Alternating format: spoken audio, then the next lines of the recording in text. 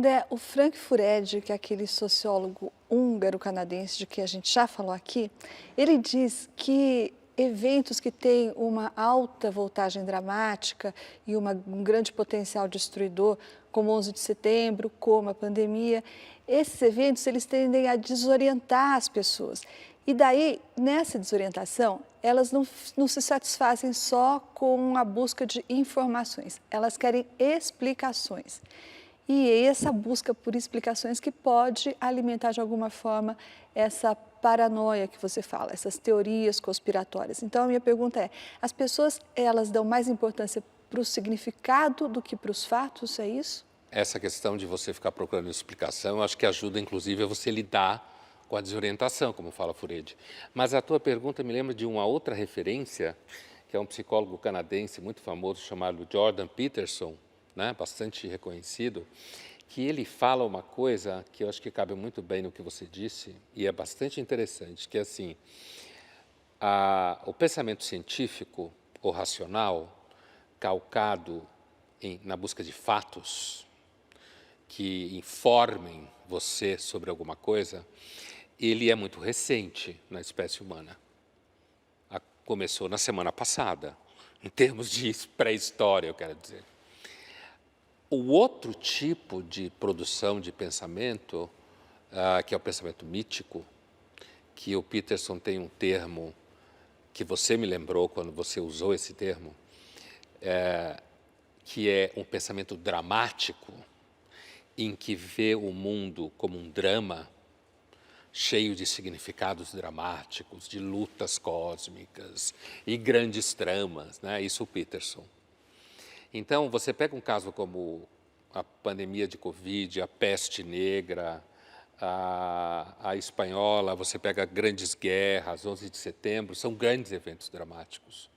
Então, eles tendem a nos empurrar para aquilo que em nós é ancestral, que é o pensamento dramático, mítico, que explica tudo como se fosse uma espécie de roteiro, enquanto que o pensamento racional científico ele não tem roteiro dramático. Ele é muito pouco para quem busca um drama no cosmos. Porque o pensamento racional científico diz que o cosmos nada mais é do que um monte de pedra e areia. Então, para quem está naquela operação mítica, explicar tudo de uma forma dramática e especial, dá a você a sensação que você é, sei lá, um Hamlet.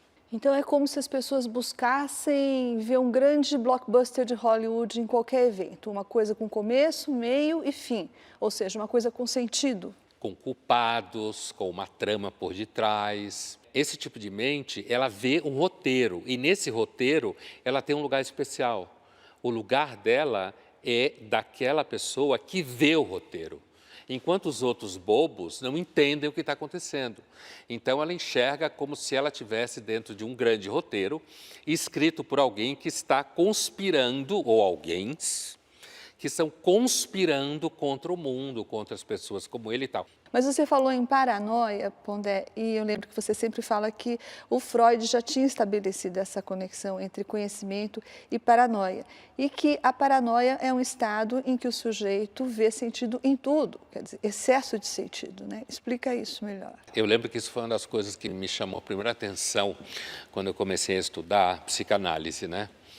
E que essa paranoia e conhecimento são parentes, são uma espécie assim de primo, irmão, né, o irmão, e que, por quê? Porque tanto o conhecimento quanto a paranoia funciona estabelecendo relações, identificando sistemas de sentido, né, causa e efeito. A sanidade do conhecimento é ele não saber tudo, ele entender que ele não conhece quase nada, que na realidade caracteriza o método científico, ou método de pensamento racional.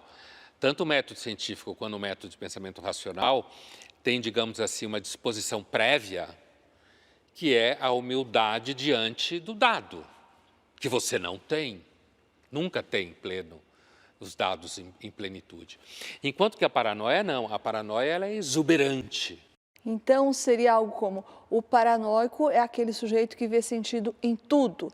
E a pessoa sã é aquela que sabe que nem tudo na vida faz sentido? No mínimo, é aquela pessoa que sabe que ela não consegue perceber todos os sentidos. Porque você pode ser uma pessoa sã e ser uma pessoa que tem fé religiosa. Então, você assume que Deus sabe. Veja como é uma boa saída, né? Assim, boa eu estou falando no sentido filosófico e psicológico.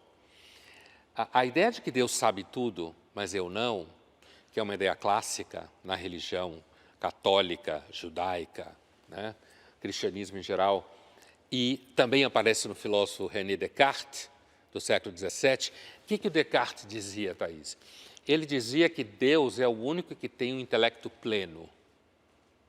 Deus é o único que é capaz de entender tudo o que acontece no universo, porque está na cabeça dele. Nós, como somos frágeis intelectualmente, a gente precisa de método. Então, Descartes inventou o método analítico, que depois virou samba, a palavra analítico, que é a ideia de que você, antes de querer saber tudo, é melhor você saber duas coisinhas, mas saber muito bem. E depois, quando você souber 4 coisinhas, mas muito bem, você consegue dizer mais ou menos qual é a relação entre as 4 coisinhas, certo? E que nós nunca vamos saber tudo. A posição em relação ao conhecimento é uma posição de que eu não consigo identificar todos os sentidos, eu não consigo identificar toda a relação de causa e efeito. Se tem alguém que o faz, é Deus. E quando eu digo que é Deus, estou falando de um ser transcendente, objeto de fé, infinito. Então, nós não conseguimos entender tudo nem ver sentido em tudo. Graças a Deus. Só os paranoicos. Só os paranoicos.